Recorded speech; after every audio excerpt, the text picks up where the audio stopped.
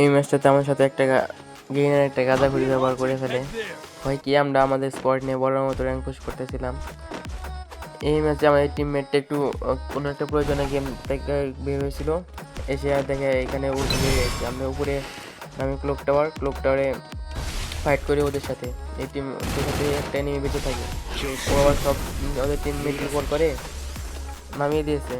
নামিয়ে একটা প্লেয়ার বেঁচে ছিল আমাদের, ও সেজন্য ওর উপর একটা হিটলিস্ট মারার পরে দেখে যে ও এখানে না পারছিল আমাদের টিমমেটকে মারতে, না পারতেছিল ওকে এখান থেকে বের করতে। সেজন্য অনেক চেষ্টা করতেছিল, আর আমার টিমমেট ওদের সাথে মজা নিচ্ছিল, কারণ মারতে তো পারতেছিল না, কিন্তু অনেকে একটা অ্যাবিলিটির ব্যবহার হচ্ছিল। সেজন্য বলতেছিলাম আমি একটু দূরে যাইতে, সেজন্য একটু দূরে যায়।